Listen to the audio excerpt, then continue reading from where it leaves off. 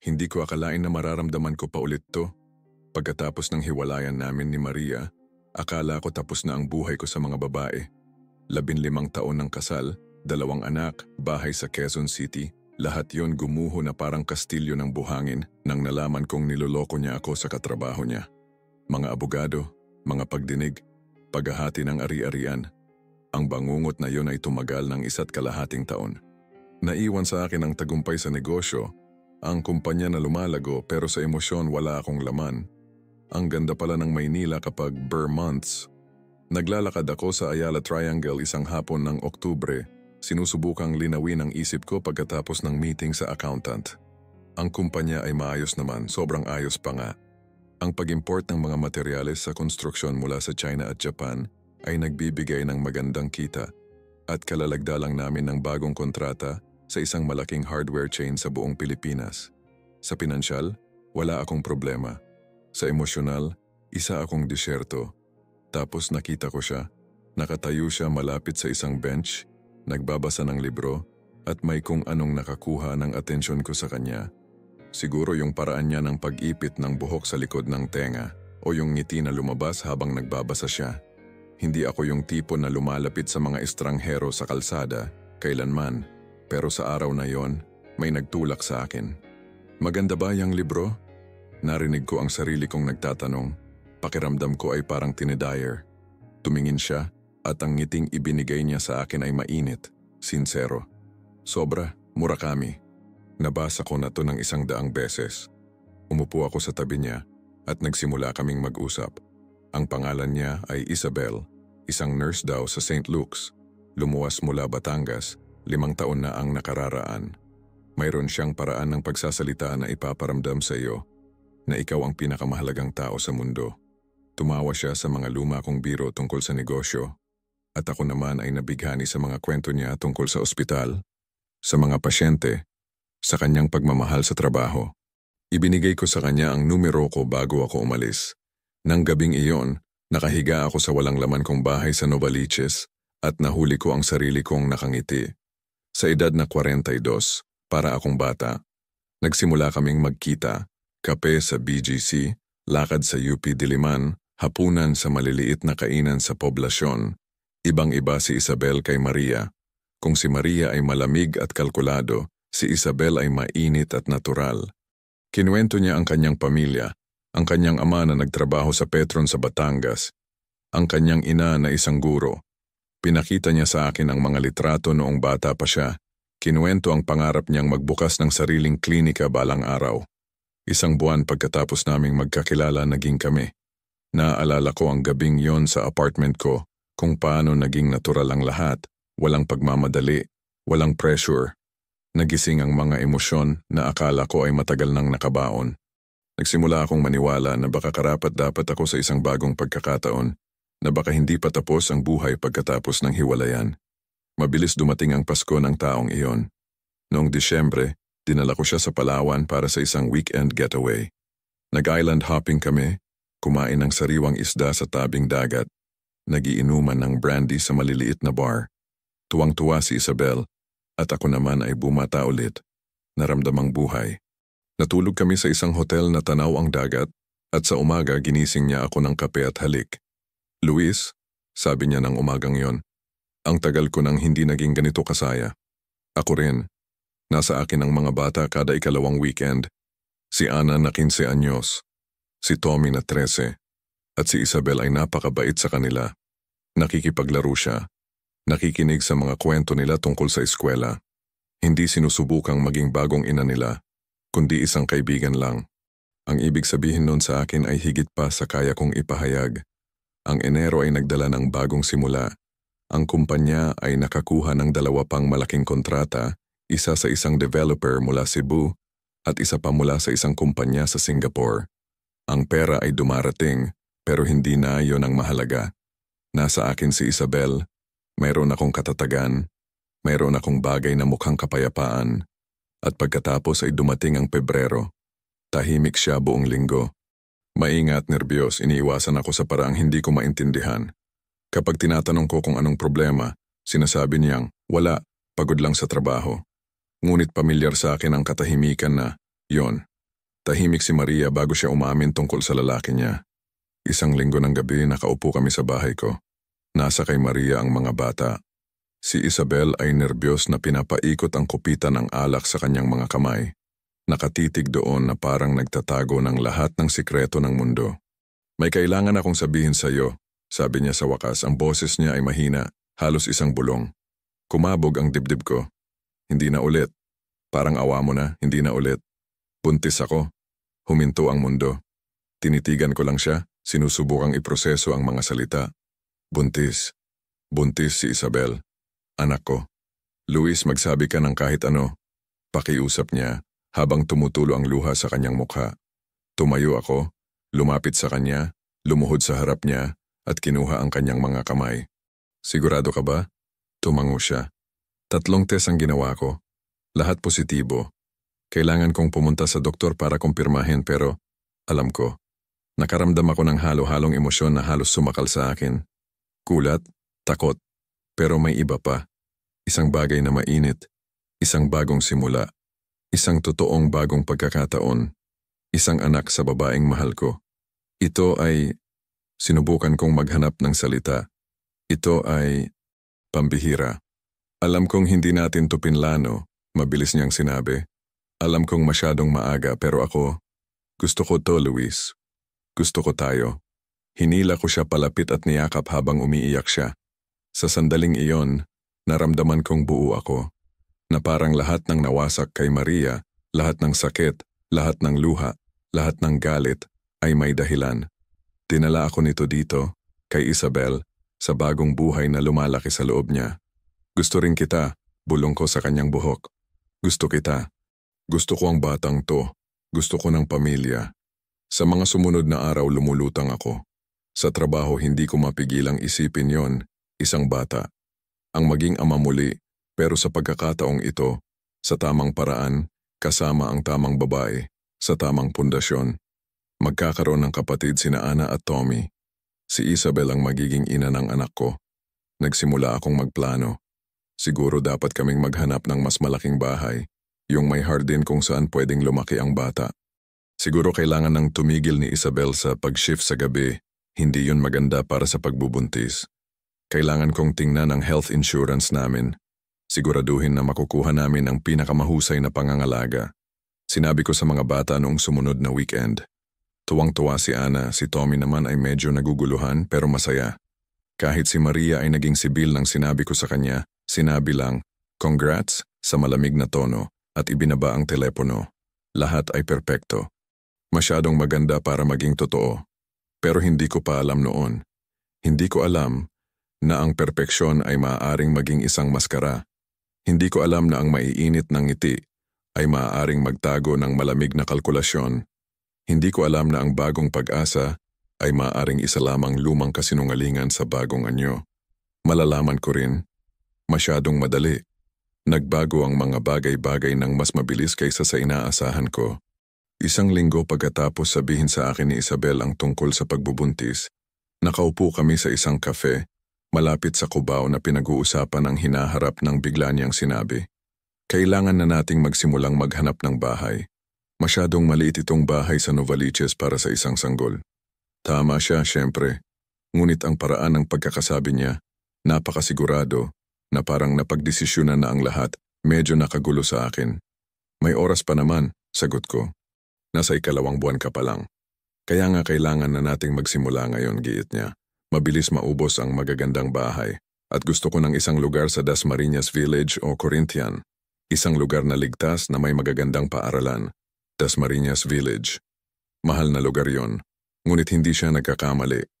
Mahalaga ang kalidad, lalo na para sa isang bata. Titingnan natin, sabi ko. Kinabukasan, nagpadala siya ng 5 link ng bahay. Lahat ay nasa pagitan ng 25 milyon hanggang 35 milyong piso. Tinawagan ko siya mula sa opisina. Isabel, malaking pera to. May pera ka, sabi niya, at may kaunting talim sa boses niya kaysa karaniwan. Maganda ang takbo ng kumpanya, hindi ba? Hindi mo ba gustong magkaroon ng pinakamahusay ang anak natin? Siyempre gusto ko. Pero may kung ano sa paraan ng pagsasalita niya na parang ang pera ko ay automatikong naging pera namin sa sandaling nabuntis siya. na nakagambala sa akin. Hindi ito isang alarma, kundi isang mahinang ingay na hindi mo maaaring balewalain ng tuluyan. Titingnan natin ng magkasama sa weekend, sabi ko. At tumingin nga kami. Isang bahay sa Dasmariñas Village, bagong gawa. 4 na silid, malaking hardin, garahe para sa 2 sasakyan. Maganda, walang duda. Presyo, 30 milyong piso. Ito na yon, sabi ni Isabel pagkapasok pa lang namin. Nararamdaman ko, dito lalaki ang anak natin. Ang ahente ng real estate ay magaling, propesyonal. Mahusay na lokasyon, malapit sa paaralan, malapit sa BGC, tahimik na kapitbahayan. May 3 pa akong interesadong bibili, pero kung sigurado na kayo, maaari ko nang i-reserve para sa inyo. Tumingin sa akin si Isabel ng may pag-asa. Anong masasabi mo? Kailangan kong mag-isip, sabi ko. Tahimik siya sa buong biyahe pa uwi. Nang gabing iyon sa apartment ko sa wakas ay sumabog siya. Ano pa ang kailangang pag-isipan? Perpekto na yon. Malaking puhunan yon, Isabel. Kailangan ko ng ilang araw para kausapin ang accountant ko, para tingnan ang pinansya. Maganda ang pinansya mo, sigaw niya. Alam kong maganda. Kumikita ka ng malaki. Ano ba talaga ang problema? Ayaw mong mamuhunan sa atin? Hindi naman sa, ganoon na nga. Yun mismo yon. Nagsimula nang bumagsak ang kanyang mga luha. Siguro wala kang pakialam. Siguro pagkakamali ang lahat ng ito. Naramdaman ko ang pagkonsensya na kumakagat sa aking sikmura. Narito ang babaeng mahal ko, buntis sa anak ko, umiiyak dahil natatakot akong gumawa ng isang pinansyal na pangako. Siguro masyado akong naging maingat. Siguro dala ng mga peklat mula kay Maria. Sige, sabi ko. I-reserve natin ang bahay. Ang ngiti niya ay agaran, buo. Tumalon siya sa aking mga yakap. Salamat, hindi kita bibiguin, pangako. Nireserve ko ang bahay kinabukasan. 10% na paunang bayad, 3 milyong piso. Sinabi ng abogado na magiging handa ang kontrata sa loob ng 1 linggo. Ngunit hindi pa tapos si Isabel. Kailangan nating magbukas ng joint account, sabi niya sa akin 2 araw makalipas. Nakaupo kami sa Contis, kumakain ng cake at umiinom ng kape. Para sa mga gastusin sa bahay, para sa sanggol, para sa lahat. May account ako, sabi ko. Pwede kitang padalhan ng pera kapag kailangan. Hindi yun pareho. Malamig ang tono niya. Ang joint account ay nangangahulugang partnership, Luis. Nangangahulugang nagtitiwala ka sa akin. Nagtitiwala ako sa iyo. Kung gayon, patunayan mo. At pinatunayan ko. Nagbukas ako ng joint account at naglagay ng 1 milyong piso bilang panimulang pondo. Para sa mga gastusin, sabi ko sa kanya. Nasiyahan siya. Pansamantala. 1 linggo makalipas, nakaupo kami sa tanggapan ng kanyang doktor o kaya, sabi niya ay doktor niya. Isang maliit na opisina sa Tondo, isang doktor na may pangalang nakalimutan ko agad pagkasabi niya. Inaasahan ko ang isang ultrasound, isang eksaminasyon, isang bagay na opisyal. Sa halip ang doktor ay tumangulang habang nagsasalita si Isabel. Binigyan siya ng ilang bitamina at sinabing, mukhang maayos naman ang lahat. Maaari ba nating makita ang ultrasound? Tanong ko. Masyadong maaga, mabilis niyang sinabi. Siguro sa loob ng 1 buwan, may mali doon. Kay Maria, kina Ana at Tommy, nagkaroon kami ng ultrasound halos kaagad. Siguro nagbago na ang mga bagay. Siguro iba na ang diskarte ng modernong medisina. Ngunit nanatili ang pakiramdam ng kaba.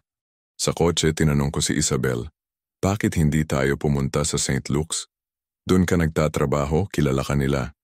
Eksakto, mabilis niyang sagot. Ayokong malaman ng mga kasamahan ko. Hindi pa ngayon. Masyadong komplikado. Mukhang makatwiran. Ngunit muli, ang ingay na yon. Lumipas ang mga linggo. Dumating ang Marso na may araw at unang mga senyales ng tagsibol. Si Isabel ay naging mas mapaghanap. Kailangan niya ng bagong damit para sa pagbubuntis, 50,000 piso. Kailangan niya ng mga bitamina at suplemento, 20,000 piso kada buwan. Kailangan niya ng pribadong health insurance, sakaling magkaroon ng komplikasyon, 100,000 piso para sa isang pakete. Kailangan kong mapabilang sa testamento mo. Sabi niya sa akin isang gabi noong Abril. Nakaupo kami sa bagong bahay. Lumipat kami 1 linggo na ang nakalipas, bagaman karamihan sa mga gamit ay hindi pa dumarating. At ang bata rin. Isabel, hindi pa nga pinapanganak ang bata, pero ipapanganak siya.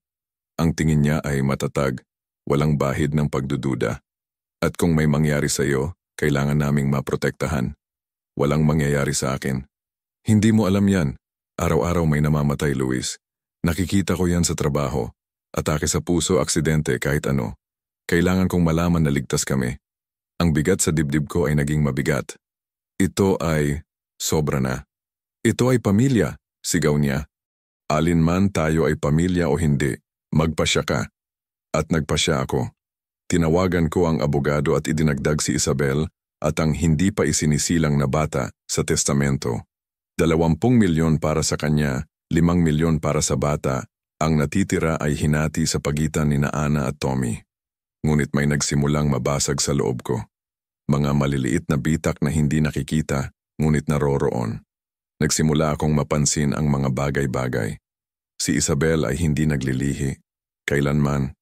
Ang kanyang tiyan ay hindi lumalaki o hindi sa paraang naaalala ko kay Maria. Sinabi niyang mataas siyang magbuntis kaya hindi halata. Isang araw noong Mayo, tinawagan ko ang St. Luke's BGC. Tinanong ko si Isabel Santos, isang nurse. Paumanhin po, sabi ng boses sa kabilang linya. Wala kaming empleyado na may ganyang pangalan sa aming team. Baka sa ibang departamento? Titingnan ko. Isang paghinto. Hindi po. Walang Isabel Santos sa aming database ng mga empleyado. Muntik nang mahulog ang telepono sa aking kamay. Bakit siya magsisinungaling tungkol sa kung saan siya nagtatrabaho? Baka nagkamali ako ng narinig na ospital. Baka sinabi niyang Makati Med o Medical City. Nang gabing yon, tinanong ko siya ng direkta. Saan ka eksakto nagtatrabaho sa St. Luke's? Cardiology Department, sabi niya nang walang pag-aatubili. Bakit? Naisip ko lang. Hindi pa ako nakakabisita. Hindi ka pwede, mabilis niyang sinabi. Mahigpit ang mga patakaran sa pagbisita.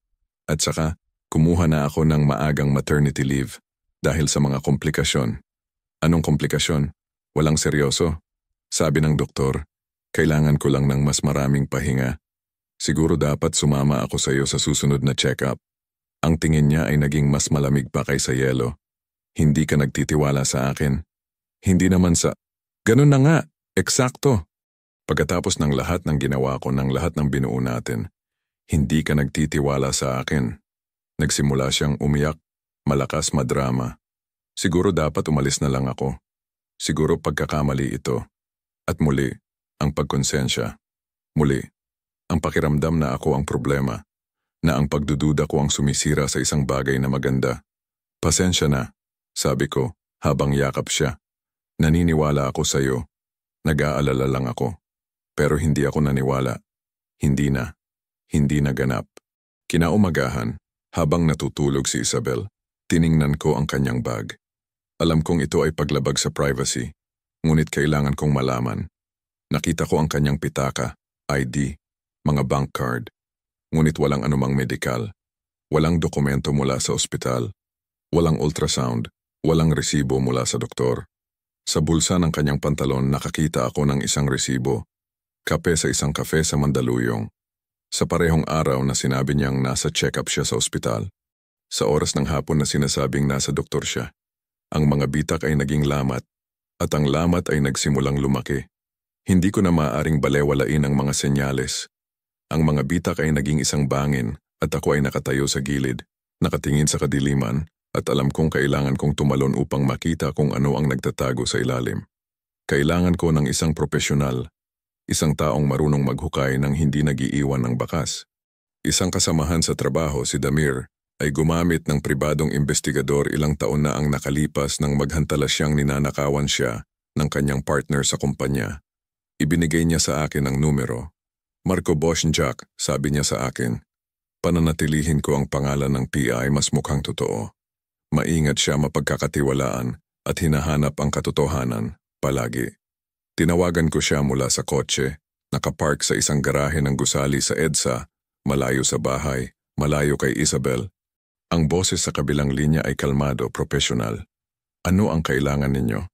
Sa tingin ko niloloko ako ng asawa ko, sabi ko, at ang mga salita ay mapait sa aking dila. Pero sa ibang paraan, sa tingin ko, nagsisinungaling siya tungkol sa pagbubuntis. Gaano katagal na? 5 buwan. Daw. Mga sintomas? Wala. Walang paglilihi. Walang pagtaba. Puro kwento lang. Mga medikal na kumpirmasyon? Sabi niya meron pero hindi ko pa nakikita. Laging may dahilan. Narinig ko siyang may isinusulat. Kakailanganin ko ang kanyang personal na impormasyon. Mga litrato ay makakatulong. At gusto kong ma-access ang pananalapi ng bahay para makita kung saan napupunta ang pera. Nagkita kami 2 araw makalipas sa kanyang opisina sa Cubao. Isang maliit na espasyo, puno ng mga folder at monitor, amoy sigarilyo at kape. Si Marco ay isang mas maliit na lalaki, mga 50 taon. May manipis na buhok at matatalim na mata na tumatagos sa iyo. Pinakita ko sa kanya ang mga litrato ni Isabel, ibinigay ang kanyang impormasyon, ipinaliwanag ang buong kwento mula Ayala Triangle hanggang sa bahay sa Dasmariñas. Sinabi ko sa kanya ang tungkol sa resibo sa kafe, ang kasinungalingan tungkol sa ospital, ang lahat ng hindi pagkakapare-pareho na naipon na parang nyebe. Bibigyan kita ng mga sagot sa loob ng 1 linggo, sabi niya. Siguro mas maaga pa. Sa sumunod na 7 araw, mas nerbiyos ako kaysa dati sa buong buhay ko. Sa bahay, ginampanan ko ang papel ng isang mapagmahal na partner, nagpaplano para sa hinaharap, pinag-uusapan ang mga pangalan para sa sanggol, nagpipintura ng pader ng kwarto ng bata. Si Isabel ay masaya, kampante, lubos na kumbinsido na nakuha na niya ang lahat ng gusto niya. Ngunit sa gabi nakahiga akong gising sa tabi niya, pinakikinggan ang kanyang paghinga, nakatitig sa kisame at iniisip kung gaano kalaki ang kasinungalingang ito. May naramdaman ba siya para sa akin? O isa lang akong ATM na may emosyon? Sa ika-6 na araw, tumawag si Marco. May problema tayo? Pwede kang pumunta? Nandoon ako sa loob ng 20 minuto. Inilagay niya ang isang folder sa mesa sa pagitan namin. Si Isabel Santos ay wala sa rehistro ng St. Luke's o kahit saang ospital sa Maynila. Hindi siya kailanman naging nurse. Tumigil ang puso ko. Ano? Sinuri ko ang Board of Nursing. Wala siya. Sinuri ko ang BIR, ang SSS number niya. Sa nakalipas na 5 taon, nagtrabaho siya bilang waitress, kadalasan under the table, sa iba't ibang kafe.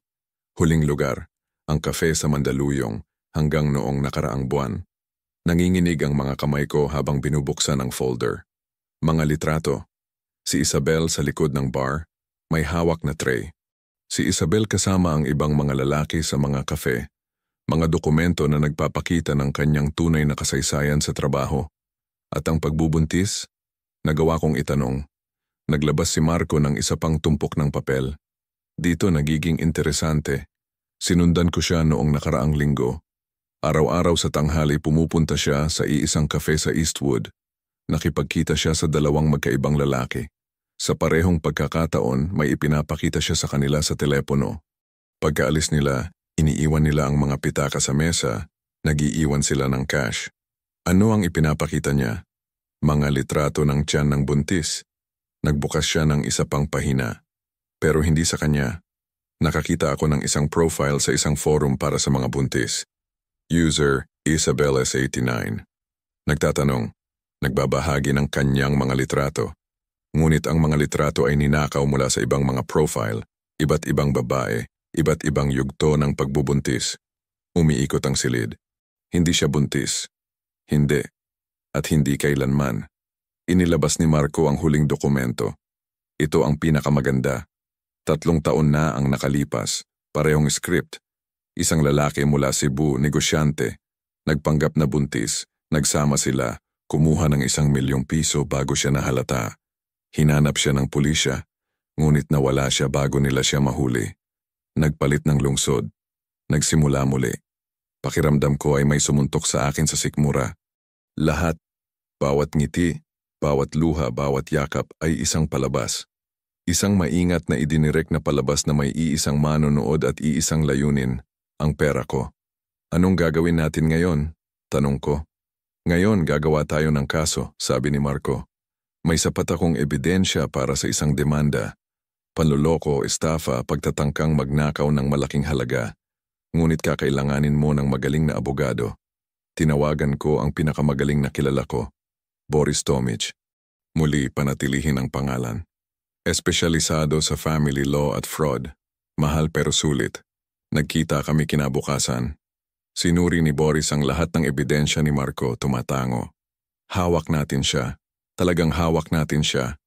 Ngunit kailangan mong maging mapagpasensya. Hindi mo pwedeng sabihin sa kanya ang kahit ano. Hindi mo pwedeng harapin siya. Kailangan natin siyang mahuli sa akto opisyal na may legal na basehan. Ano ang mungkahi mo? Hihingi tayo ng utos ng korte para sa pagsusuri ng kanyang mga medikal na talaan. Kapag nakita ng korte na walang pagbubuntis, magsasampa tayo ng kasong kriminal. At hihilingin mo ang pagbabalik ng lahat ng ari-arian at pondo na kinuha niya sa ilalim ng maling pagpapanggap. At nagsimula na. Tahimik, sistematiko, parang operasyon sa kirurhiko. Nag-file kami ng mosyon sa korte kasama ang lahat ng ebidensya ni Marco. Nagulat ang hukom, ngunit propesyonal. Nag-issue siya ng utos para sa medikal na pagsusuri. Nang dumating ang araw para sa opisyal na pagsusuri sa pagbubuntis, sinadyang itinakda sa pamamagitan ng korte kasama ang isang tunay na doktor. Sinubukan ni Isabel na umiwas. Masama ang pakiramdam ko, sabi niya. Pwede bang ipagpaliban? Hindi maaari. Sabi ko sa unang pagkakataon mula nang magsimula ang investigasyon ay nagpakita ako ng katatagan. Naghihintay ang doktor. Nakita kong nagpapanik siya. Siguro pwede tayong magpalit ng doktor. Hindi ko gusto ang isang to. Isabel, kailangan mong pumunta. Ang tingin niya ay naging malamig, kalkulado. O ano, pagbabantaan mo ako? O tatapusin natin ang relasyong ito dito at ngayon? Alam niyang tapos na. Kitang-kita. Ngunit kinuha niya ang kanyang bag at pumasok sa kotse. Sa opisina ng doktor, ang gynecologist na itinalaga ng korte ay tahimik, propesyonal. Si Isabel ay nakahiga sa mesa, kitang-kita na nanginginig. Ang ultrasound ay nagpakita lamang ng alam kong ipapakita nito. Wala. Isang bakanteng matris. Walang sanggol. Walang pagbubuntis. Kailanman ay wala. Imposible ito, sabi ni Isabel, ngunit ang boses niya ay walang laman. Siguro mali ang makina. Ang makina ay tama, malamig na sinabi ng doktor. Ginang Santos, hindi ka buntis at ayon sa iyong mga antas ng hormone, hindi ka pa nabuntis sa nakalipas na taon. Nakaupo ako doon, tinitingnan siya, at nakaramdam, nang wala. Inaasahan ko ang galit, sakit, pagkakanulo. Ngunit naramdaman ko lamang ang kawalan, na parang isang bahagi ko ay bigla na lang sumingaw. Lumabas ang doktor, iniwan kaming dalawa. Tumingin sa akin si Isabel, naghahanap ng kahit ano. Luis, kaya kong ipaliwanag. Hindi. Ang boses ko ay kalmado, kontrolado. Hindi mo kaya. Walang paliwanag na makakapagbigay katwiran dito. Natakot ako. Hindi ko alam kung paano. Tama na. Tumayo ako. Lahat ay kasinungalingan, mula sa simula. Ang pagbubuntis, ang trabaho, ang buong ikaw. Hindi ko alam kung mayroon bang anumang totoo na lumabas sa bibig mo. Nagsimula ang kanyang mga luha, ngunit sa pagkakataong ito ay mukha silang peke, idinirek. Pakiusap. Maari nating ayusin. Ang abogado ko ang makikipag-ugnayan sa iyo. At lumabas ako. Iniwan ko siya sa opisina na, yon, kasama ang mga kasinungalingan na bumabagsak sa paligid niya. Mabilis ang proseso sa korte. Sa ganitong mga ebidensya, walang depensa si Isabel. Idinimanda ko siya para sa fraud, estafa at pamemeke ng mga dokumento. Hiningi ko ang kumpletong pagbabalik ng lahat ng pondo. Halos 4.2 milyong piso lahat-lahat, kasama ang gastos sa korte. Ang paglilitis ay noong Hulyo. Sa QC Hall of Justice, maliit ngunit puno. Si Boris ay walang kapintasan. Ipinirisinta ang bawat ebidensya ng may sistema, walang emosyon. Ang mga litrato ni Marco, ang mga bank record, ang testimonya ng peking doktor na binayaran niya para bigyan ako ng kumpirmasyon, ang testimonya ng biktima mula sa Cebu. Si Isabel ay nakaupo sa kabilang panig, kasama ang isang public attorney na alam na walang kaso. Tinitingnan niya ako sa buong paglilitis, minsan may galit, minsan wala. Na parang tuluyan ng nahulog ang maskara at walang anuman sa ilalim. Ang hukom ay isang mas matandang lalaki, seryoso, na may salamin na nakapatong sa dulo ng kanyang ilong. Ang hatol ay malinaw, nagkasala sa lahat ng mga punto. Iniutos niya ang kumpletong pagbabalik ng lahat ng pondo, kasama ang interes. Ang bahay sa Dasmariñas ay naibalik sa aking pagmamay-ari. Lahat ng nasa joint account, naibalik. Ang testamento, pinawalang bisa. Ngunit hindi lang yon. Ginang Santos niyo sabi ng hukom, ang boses niya ay parang kutsilyo. Ang iyong mga ginawa ay kumakatawan sa isa sa mga pinakakahiyahiyang pagtatangkang panluloko na nakita ko sa aking karera. Ginamit mo ang emosyonal na kahinaan ng iba, ang kanyang pagnanais para sa isang pamilya, bilang isang kasangkapan sa pagmamanipula. Hinahatulan kita ng 18 buwan na pagkakakulong, suspended, na may 3 taong probasyon. Anumang karagdagang paglabag sa batas ay magreresulta sa pagpapatupad ng sentensya. Hindi umiyak si Isabel, tumango lang siya, na parang inaasahan na. Karagdagan, nagpatuloy ang hukom. Ang iyong pangalan ay ilalagay sa rehistro ng mga nagkasala ng fraud, na magagamit ng lahat ng institusyong pinansyal sa Pilipinas. Hindi ka makakapagbukas ng bank account, makakakuha ng loan, o makakapirma ng anumang makabuluhang kontrata nang hindi na-alerto ang kabilang partido sa iyong nakaraan. Yun na yun, minarkahan, habang buhay. Anumang hinaharap na pagtatangka na manloko ng iba, napigilan bago pa man magsimula. Lumabas ako ng korte sa sikat ng araw ng Hulyo.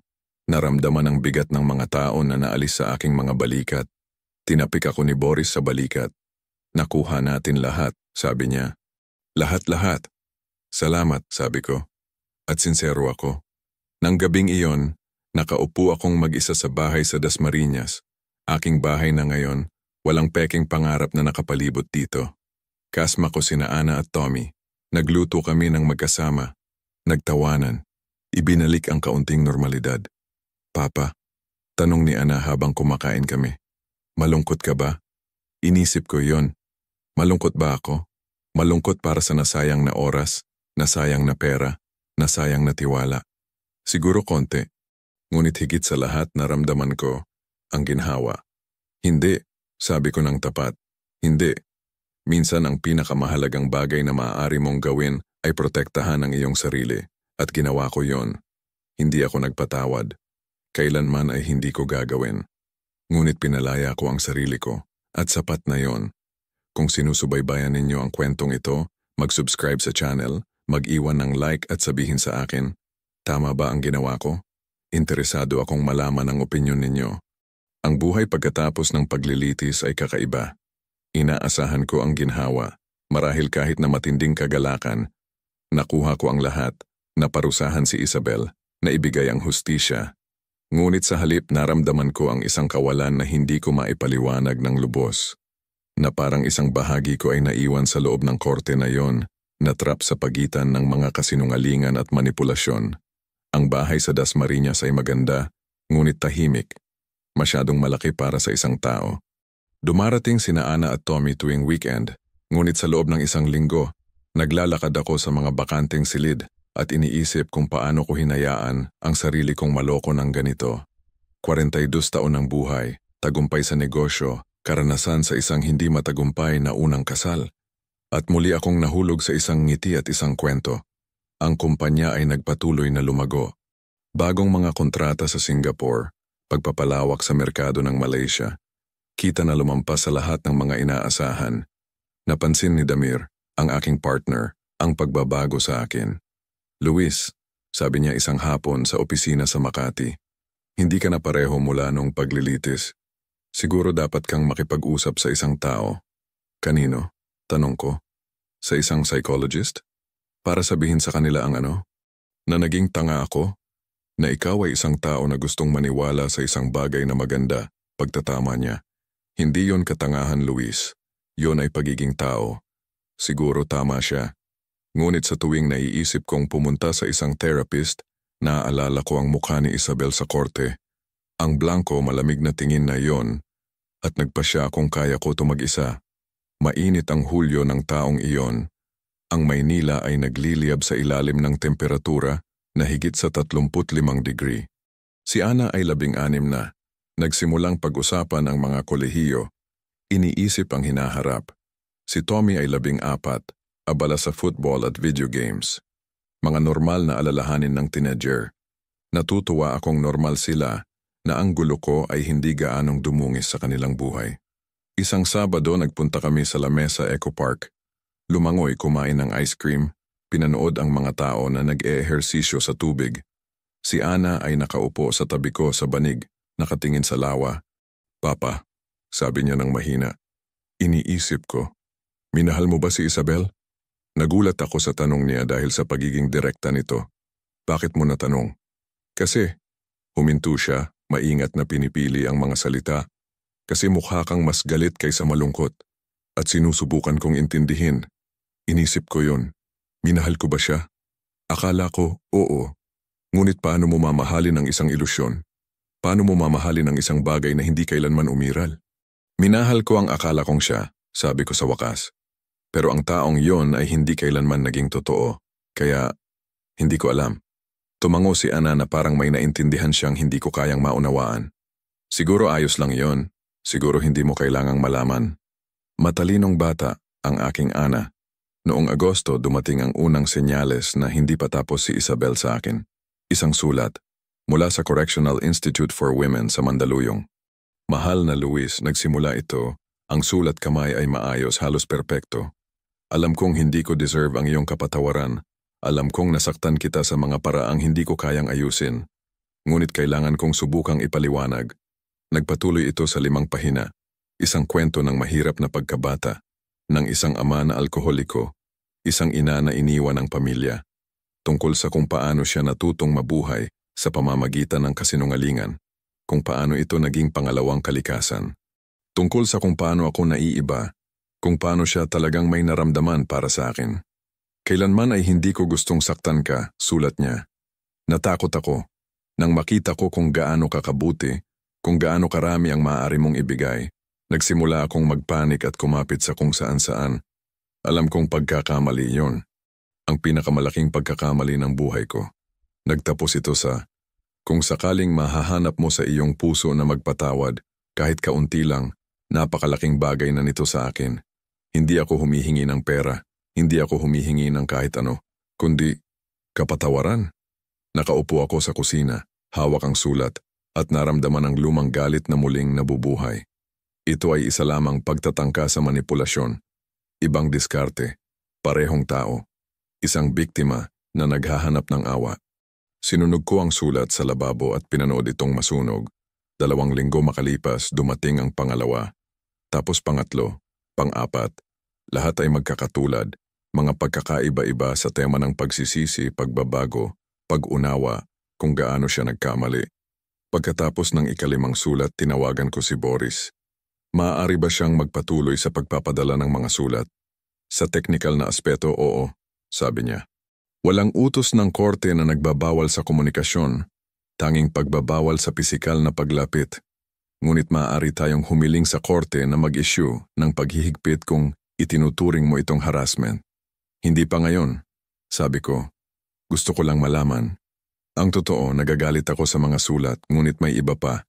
Pinaalalahanan ako nitong maging maingat, na huwag kalimutan. Ang bawat sulat ay isang paalala kung bakit hindi ko kailanman dapat ibaba ang aking depensa. Napansin ni na Ana at Tommy ang pagbabago. Mukha kang mas nervyosin, sabi ni Tommy isang gabi, habang naglalaro kami ng PlayStation. Trabaho lang, pagsisinungaling ko. Ngunit hindi ito trabaho. Ito ay takot. Takot na hindi pa tapos si Isabel.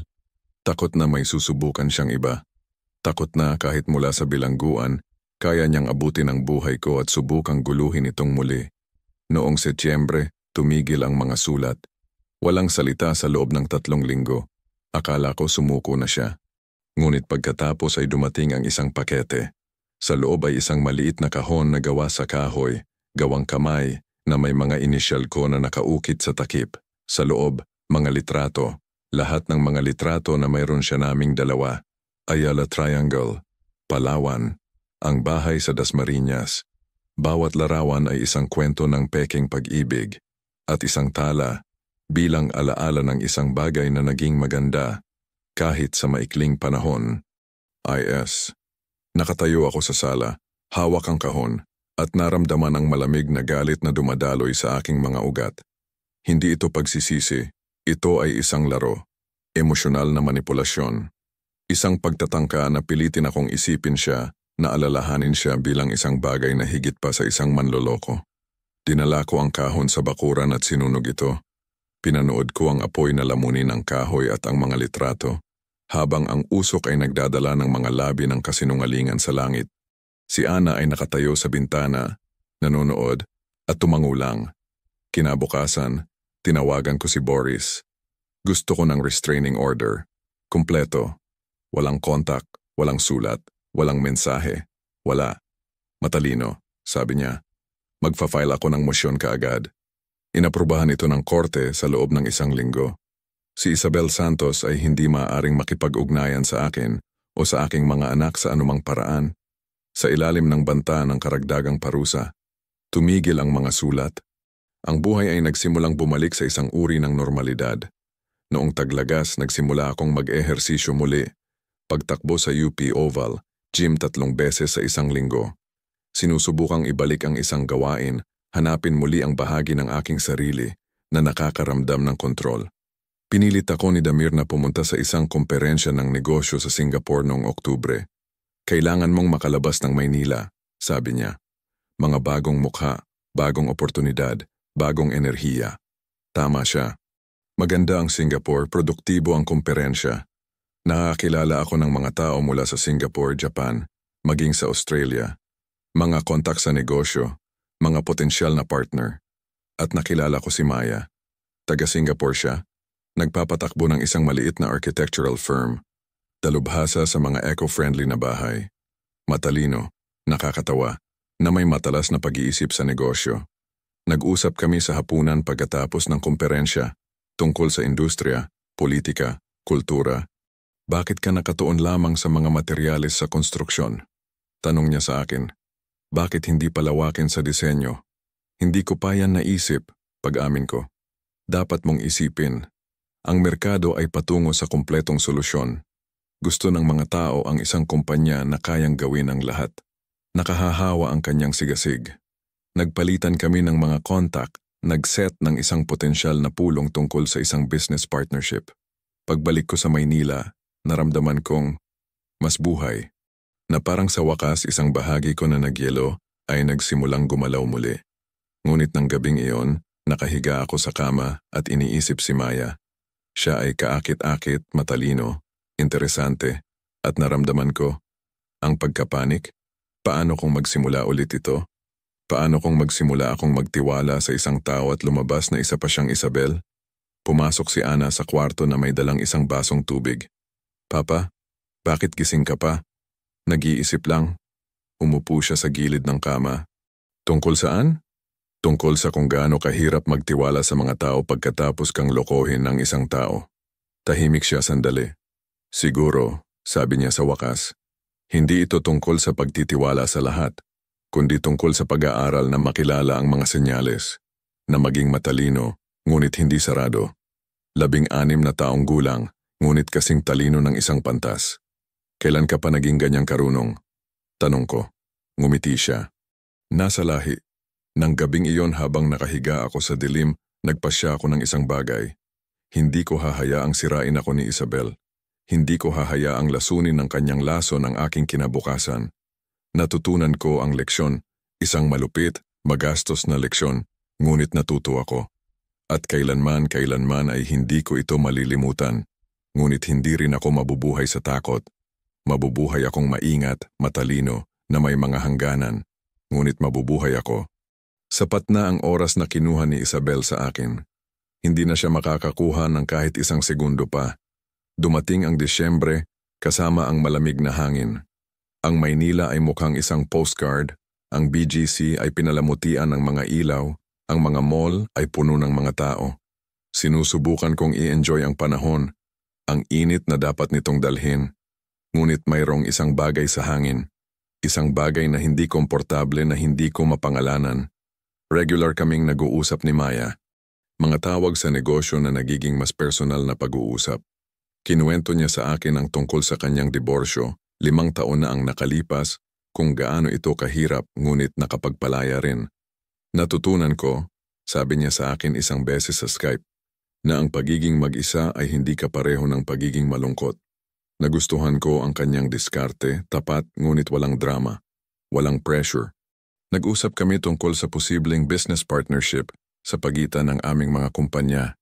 tungkol sa pagbubukas ng isang sangay sa Singapore. Ngunit higit pa sa negosyo, nag-enjoy ako sa kanyang kumpanya, sa kanyang enerhiya. Pupunta ako sa Maynila para sa Pasko, sabi niya sa akin sa kalagitnaan ng Disyembre. Siguro pwede tayong maghapunan? Gusto ko yan, sagot ko, at sinsero ako. Ngunit 2 araw bago siya dumating, gumuho ang lahat.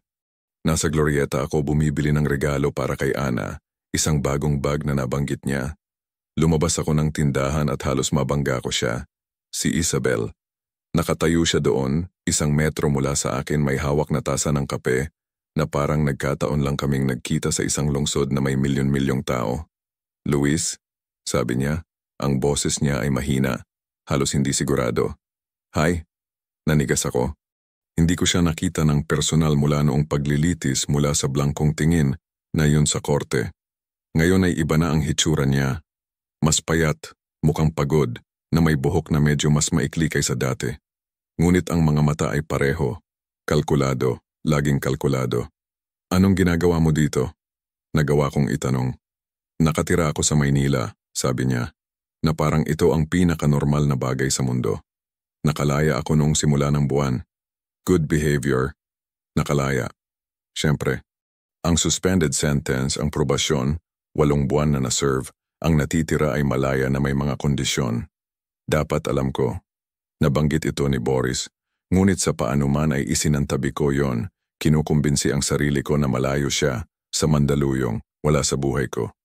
May restraining order ka, sabi ko, matatag ang boses ko. Hindi ka pwedeng lumapit sa akin. Ang isang di sinasadyang pagkikita sa isang pampublikong mall ay hindi paglabag sa utos. Mabilis niyang sinabi. Tiningnan ko sa abogado ko. Siyempre tiningnan niya. Siyempre alam niya kung nasaan ang mga hangganan kung paano laruin ang sistema. Hayaan mo na ako, Isabel. Gusto ko lang makipag-usap. 5 minuto. Wala tayong dapat pag-usapan. Nagsimula akong umalis ngunit pinigilan ako ng kanyang boses.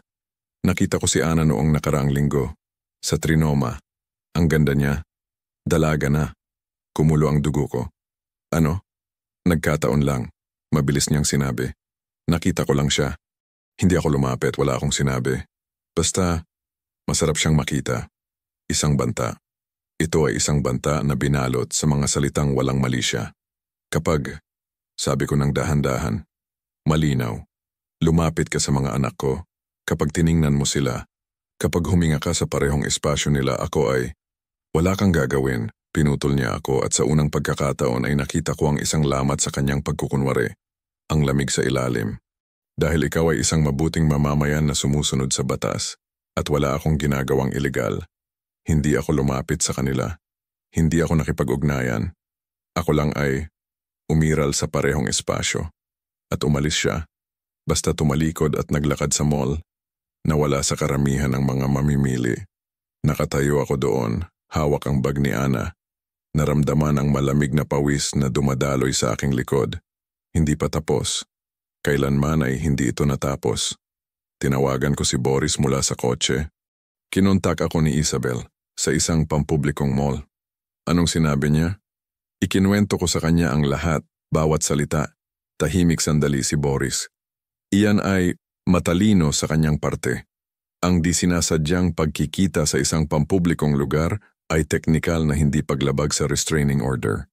Ngunit ang pagbanggit kay Ana, yan ay nasa hangganan na. Anong magagawa ko? Idokumento ang lahat. Kung magpakita siyang muli, kunan mo ng litrato, isulat ang petsa at oras. Kung makita mo siyang malapit sa mga bata, tumawag ka agad ng pulis, kailangan nating bumuo ng isang kaso. At nagsimula ang isang bagong laro. Dahil yon, isang laro. Malaya si Isabel ngunit hindi pa siya tapos. May gusto siya at unti-unti kong naiintindihan kung ano. Paghihiganti. Sa mga sumunod na araw, nagsimula akong mapansin ang mga bagay. Isang itim na Vios na nakapark sa tapat ng bahay ko sa Dasmariñas, yung parehong nakita ko sa mall. Isang babae na nakaupo sa kafe sa tapat ng opisina ko sa Makati, nakatingin sa gusali. Maingat siya, pinapanatili ang distansya, hindi kailanman lumabag sa teknikal na utos, ngunit naroroon siya. Sinabi ko kina Ana at Tommy, kung sakaling makita ninyo si Isabel, sabi ko sa kanila ng seryoso, huwag ninyo siyang kausapin. Tumalikod kayo at tawagan ako kaagad. Papa, sa tingin mo ba ay mapanganib siya? Tanong ni Ana. Kitang-kita ang pag-aalala sa kanyang boses. Hindi ko alam kung ano siya, sabi ko ng tapat, pero ayokong malaman. Dumating si Maya sa Maynila noong ika-22 ng Disyembre. Naghapunan kami sa Blackbird, isang magandang restaurant sa Makati. Nag-usap kami tungkol sa negosyo, sa kanyang mga proyekto, sa aking mga plano para sa pagpapalawak. Kakaiba ka ngayong gabi, sabi niya sa pagitan ng pangunahing kurso at dessert. Nasa ibang lugar ka. Ayokong bigyan siya ng problema kay Isabel sa buong sitwasyon. Ngunit nang tingnan niya ako ng bukas, tapat na tingin na, yon natagpuan ko ang sarili kong ikinukwento ang lahat. Mula sa Ayala Triangle hanggang sa korte, mula sa mga sulat hanggang sa pagkikita sa mall. Nakikinig siya ng mabuti, hindi ako pinutol. Nang matapos ako, tahimik siya sandali. Luis, sabi niya sa wakas, alam kong nasaktan ka at naiintindihan ko kung bakit ka maingat. Ngunit huwag mong hayaan na ikulong ka niya sa takot. Dahil yan ang gusto niya. Anong ibig mong sabihin? Ang paghihiganti ay hindi palaging tungkol sa pagbawi ng nawala. Minsan ito ay tungkol lamang sa pagpapanatili sa tao na abala, nakakulong sa nakaraan. At kung pinapanatili ka niya sa patuloy na takot, sa patuloy na pagiging handa, bahagi pa rin siya ng buhay mo. Kinokontrol ka niya, sa ibang paraan lang. Umalingaw-ngaw ang kanyang mga salita. Tama siya. Habang abala ko kay Isabel, habang iniisip ko siya, nagpaplano laban sa kanya, naghahanda para sa kanyang mga galaw. Binibigyan ko siya ng kapangyarihan sa aking buhay. Ngunit ano ang alternatibo? Baliwalain siya at umasa sa pinakamahusay? Gawin mo ang kailangan mong gawin para protektahan ang iyong sarili, sabi ni Maya. Ngunit huwag kang mabuhay sa kanyang anino. Nang gabing iyon, naglakad kami sa BGC. Ang mga ilaw ay maganda. Ang mga tao ay masaya. Ang hangin ay puno ng amoy ng pagkain. Kinuwento sa akin ni Maya ang tungkol sa Singapore, sa kanyang anak na babae na nag-aaral sa Vienna, sa kanyang mga pangarap para sa kumpanya. At sa isang sandali, nakalimutan ko si Isabel. Sa isang sandali, isa lang akong lalaki na naglalakad kasama ang isang matalinong babae sa isang pinalamutian na lungsod. Ngunit pag-uwi ko, pumarada sa garahe, nakita ko ito. Ang itim na Vios. Nakapark 5 metro mula sa aking gate. Kinuha ko ang aking telepono at kinunan ito ng litrato. Ang plaka, ang kotse, ang posisyon. Ipinadala kay Boris. Nandito na naman siya. Dumating ang sagot sa loob ng ilang minuto. Bukas magfa-file tayo ng reklamo para sa harassment. Pangatlong insidente na to. May sapat na tayo. Ngunit bago ako makarating sa bahay, may nakita pa ako. Si Isabel. Nakatayo siya malapit sa bintana ng kwarto ni Ana, sa bahay ni Maria sa Quezon City. Nakatayo sa kabilang kalsada, nakatingin sa bahay. Kumabog ang puso ko. Tinawagan ko si Maria kaagad. Nasa bahay ba si Ana? Tanong ko kaagad. Oo, bakit? Anong nangyayari? Nasa labas ng bahay mo si Isabel. Huwag kayong lalabas hanggang sa makarating ako. Nandoon ako sa loob ng 15 minuto. Nandoon pa rin si Isabel nakasandal sa kotse na parang may hinihintay. Pumarada ako sa likod niya, lumabas, kinukunan ng lahat sa aking telepono. Anong ginagawa mo dito? Tanong ko. Lumingon siya hindi nagulat na parang inaasahan niya ako. Pampublikong kalye, Luis. Pwede akong mapunta kahit saan ko gusto.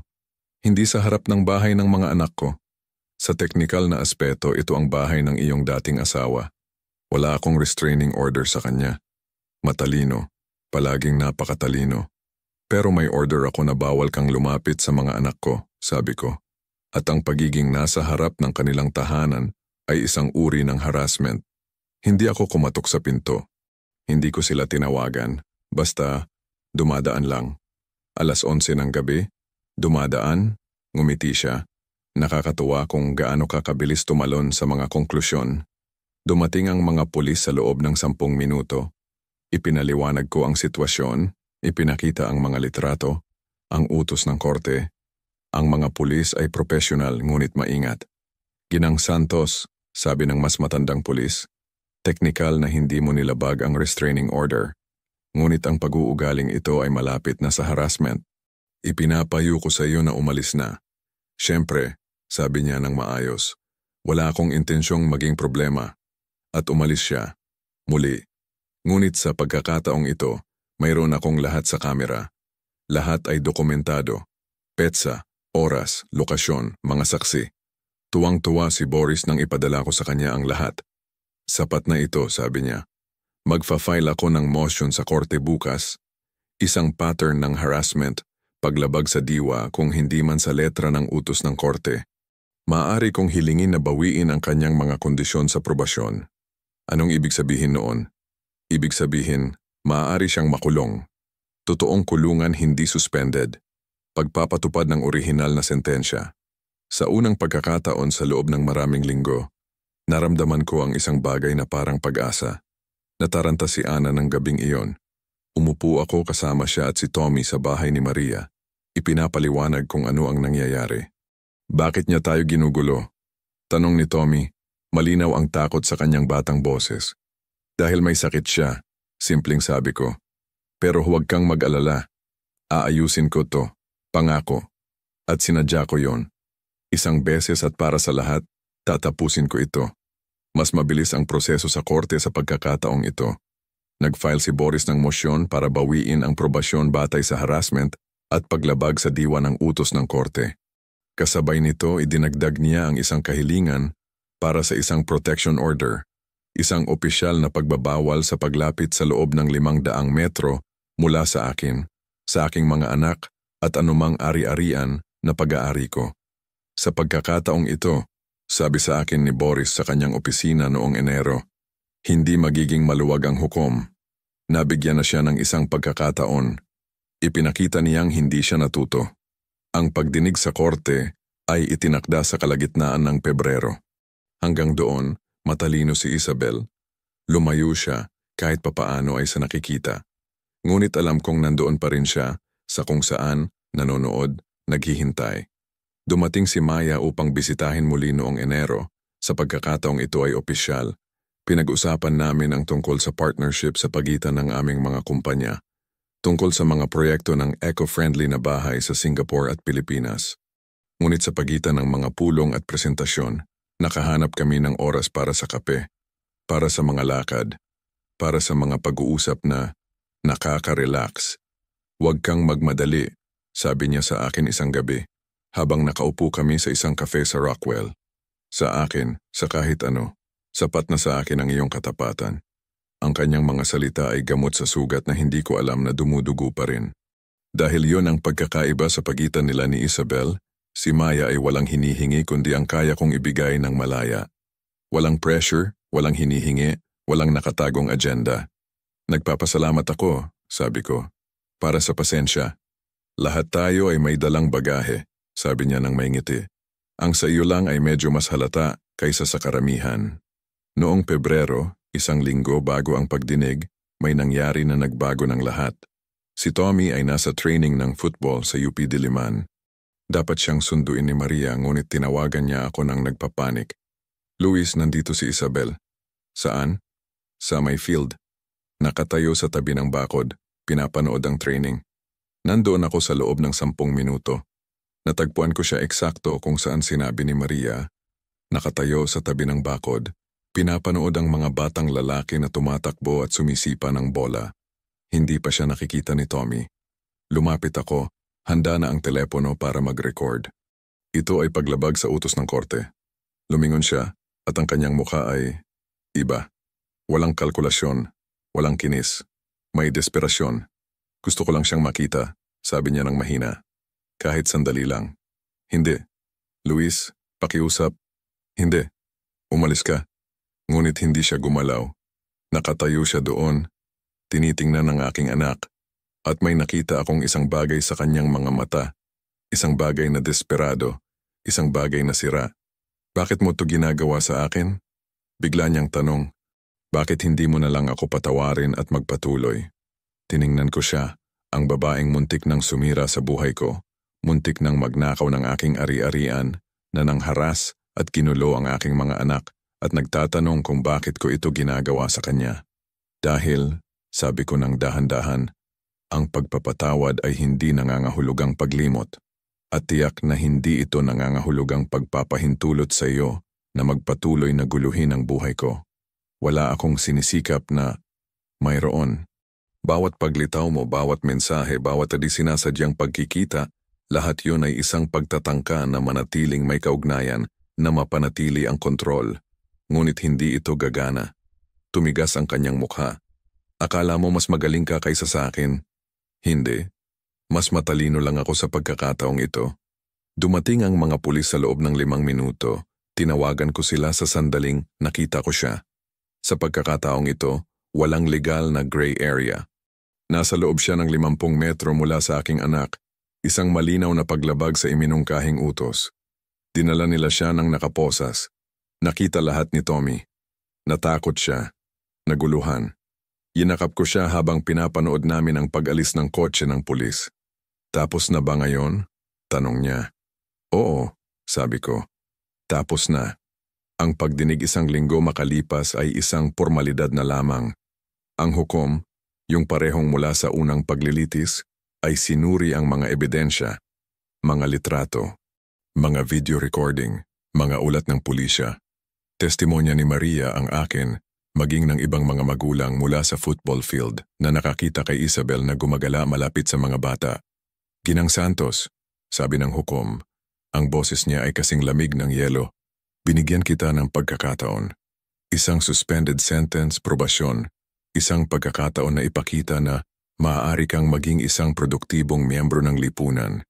Sa halip pinili mo ang mangharas, manggulo at sadyang lumabag sa mga utos ng korte. Nakatayo si Isabel, nakayuko, tahimik. Pinabawi ko ang iyong probasyon. Ipatutupad ang iyong orihinal na sentensya.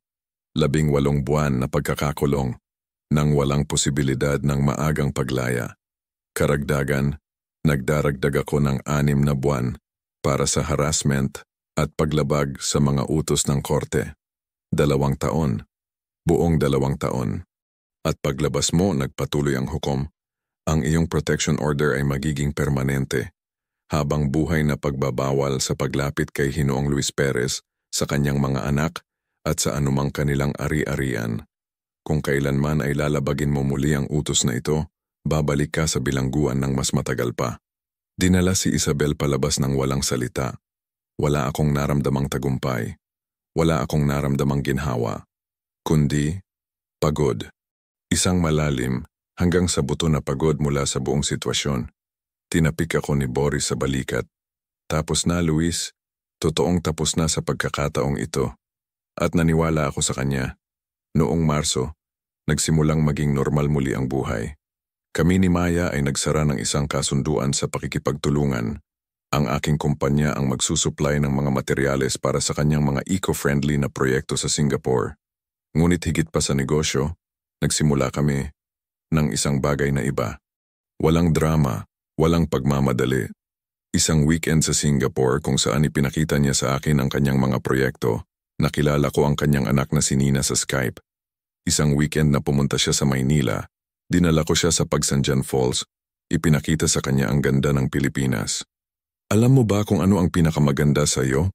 Tanong niya habang naglalakad kami sa mga daanang kawayan. Ano? Hindi mo sinusubukang maging isang bagay na hindi ikaw. Tapat ka tungkol sa iyong mga sugat, ngunit hindi mo hinahayaan na tukuyin kanila. Hinalikan ko siya doon, at naramdaman ko ang isang bagay na hindi ko naramdaman sa loob ng maraming taon. Pag-asa. Tunay na pag-asa, hindi isang ilusyon. Napansin ni Ana ang pagbabago sa akin. Papa, sabi niya sa akin isang gabi noong Abril, habang naghahanda kami ng hapunan ng magkasama. Mas masaya ka? Oo, pag-amin ko. Gusto kong makita yan. Mas mabuti na rin si Tommy. Maayos ang kanyang football, maayos ang paaralan, at hindi na niya nabanggit si Isabel mula pa noong Pebrero. Isang normal na teenager, abala sa mga normal na bagay. Dumating si Maya sa Maynila noong Mayo, sa pagkakataong ito ay nanatili ng 1 linggo. Nakilala niya sina Ana at Tommy, nang may pag-iingat, walang pressure. Naghapunan kami ng magkasama. Nagkwento siya tungkol sa arkitektura, sila tungkol sa paaralan, at lahat ay komportable, natural. Hindi ko sinusubukang maging bago nilang ina, sabi niya sa akin kalaunan. Mayroon na silang ina. Alam ko, at nagpapasalamat ako. Gusto ko lang maging bahagi ng buhay mo, kung yun ang gusto mo. Gusto ko, sabi ko, at sinsero ako. Noong Hunyo, nakaupo ako sa hardin ng bahay sa Dasmariñas, aking bahay, tunay na akin ngayon. Walang anino ng nakaraan at iniisip ang lahat ng nangyari. Si Isabel, ang mga paglilitis, ang mga kasinungalingan, ang mga laban. Lumabas si Ana na may dalang 2 iced coffee. Umupo siya sa tabi ko sa bench. Papa, pwede ba kitang tanungin? Siyempre, pinagsisisihan mo bang nakilala mo si Isabel? Inisip ko yon. Pinagsisisihan ko ba? Mataas ang naging presyo, pera, oras, emosyonal na kaguluhan. Ngunit tinuruan din ako nito ng isang bagay na mahalaga. Hindi. Sabi ko sa wakas. Dahil tinuruan niya akong maging mas maingat, ngunit hindi maging mapang-uyam. Na maging matalino, ngunit hindi sarado. Na makita ang mga pulang bandila, ngunit hindi makita ang mga ito kung saan wala naman. Ang talino niyan. Ikaw ang nagturo sa akin niyan, sabi ko nang may ngiti. Ikaw at si Tommy, pinaaalalahanan ninyo ako kung ano ang tunay na mahalaga. Nang tag-araw na iyon, ginawa naming opisyal ni Maya. Isang relasyon, isang tunay na relasyon. Walang pagmamadali patungo sa kasal o pagsasama. 2 matatanda lamang na nag-e-enjoy sa kumpanya ng isa't isa, nagtatayo ng isang bagay ng dahan-dahan, maingat, na may bukas na mga mata. Nagpasalamat na ba ako sa iyo? Tanong niya sa akin isang beses noong Agosto, habang nakaupo kami sa isang terrace sa poblasyon, pinapanood ang mga taong dumadaan. Para saan? Sa hindi mo pagpapahintulot na sirain ka ng iyong nakaraan. Sa pagiging sapat na matapang upang subukang muli. Pinadali mo ang pagpili na yon, sabi ko ng tapat. Noong Setyembre, nakatanggap ako ng sulat. Mula sa bilangguan, hindi mula kay Isabel, mula sa kanyang ina. Mahal na Ginoong Perez, nakasulat dito. Ang sulat kamay ay nanginginig luma. Ako po si Maria Santos, ina ni Isabel. Sumusulat po ako dahil nararamdaman kong utang ko sa inyo ang isang paliwanag. Kahit kaunti, ang anak ko ay lumaki sa isang mahirap na pamilya. Hindi ito isang dahilan para sa ginawa niya, ngunit baka makatulong ito upang maintindihan. Natutunan niya mula pagkabata na ang kaligtasan ay mas mahalaga kaysa sa katotohanan. Ako ang nagturo sa kanya niyan, nang hindi namamalayan, sa pamamagitan ng aking sariling mga kasinungalingan at manipulasyon. Nang marinig ko kung ano ang ginawa niya sa iyo, nadurog ako. Sinubukan ko siyang bisitahin sa bilangguan, kausapin siya. Ngunit ayaw niya akong makita. Ayaw niyang makita ang katotohanan tungkol sa kanyang sarili. Hindi ako humihingi ng iyong kapatawaran para sa kanya. Hindi niya ito deserve. Gusto ko lang malaman mo na siya ay isang bata bago siya naging isang halimaw. At na ngayon, bilang isang ina, dala ko ang sisi para doon. Nagtapos ang sulat ng walang lagda, tanging mga inisyal na MS. Ipinakita ko ito kay Maya. Anong sa tingin mo? Sa tingin ko, sabi niya ng maingat. Bawat tao ay may pananagutan sa kanilang mga kilos, anuman ang kanilang pagkabata. Ngunit sa tingin ko rin ay nakakalungkot kapag ang potensyal ay nasisira. Naisip kong sumulat ng tugon sa ina, ngunit huminto ako. Ano ang sasabihin ko? Wala akong galit sa kanya, ngunit wala rin akong maiaalok. Ginawa ni Isabel ang kanyang mga pinili. Mamumuhay siya sa mga kahihinatnan. Noong Nobyembre, nakatanggap ako ng tawag mula kay Boris. Humingi si Isabel ng maagang paglipat sa isang psychiatric facility, sabi niya sa akin. Sinasabi niyang nagdurusa siya sa sakit sa pag-iisip na kailangan niya ng paggamot hindi ng bilangguan. Makukuha ba niya? Ang hukom ang magpapasya. Ngunit sa kanyang kasaysayan ng manipulasyon, nagdududa ako.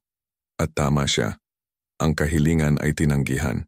Si Isabel ay maglilingkod sa kanyang oras, bawat segundo, sa isang tamang bilangguan. Ngayon habang nakaupo ako dito, 1 taon pagkatapos ng pangalawang paglilitis, tinitingnan ko ang aking buhay at nakikita ko ang isang bagay na hindi ko inaasahan, kapayapaan. Tunay pang matagalang kapayapaan. Kami pa rin ni Maya, nagtatayo ng isang bagay ng dahan-dahan ngunit matatag. Si Ana ay magkokolehiyo sa susunod na taon, si Tommy ay nagiging isang mahusay na manlalaro ng football. Ang kumpanya ay lumalago. Ang bahay sa Dasmariñas ay puno ng tawanan, mga plano, normalidad. Si Isabel ay isang pangalan na lang ngayon, isang bahagi ng nakaraan, ngunit hindi isang kadena na gumagapos sa akin. Natutunan ko ang leksyon na dinala niya, masakit, magastos, ngunit mahalaga. Hindi ako nagpatawad. Siguro hindi kailanman. Ngunit pinalaya ko ang aking sarili. At yon, sa huli, ang tanging mahalaga. Sinabi ko kay Ana nung nakaraang buwan, ang paghihiganti ay hindi tungkol sa pagpilit sa isang tao na magdusa. Ang paghihiganti ay tungkol sa hindi pagpapahintulot na pigilan ka ng taong yun sa buhay. At yan ang ginawa ko. Hindi ko hinayaan si Isabel na pigilan ako. Ipinagtanggol ko ang aking sarili, pinrotektahan ang aking mga anak, pinangalagaan ang aking ari-arian at nagpatuloy sa buhay. Yun ang tunay na tagumpay. Hindi na siya ay nasa bilangguan, kundi na ako ay wala. Kung nagustuhan ninyo ang kwentong ito, mag-subscribe sa channel, mag-iwan ng like at sabihin ninyo sa akin, ano ang gagawin ninyo kung kayo ang nasa lugar ko? Malaki ang halaga ng inyong opinyon sa akin.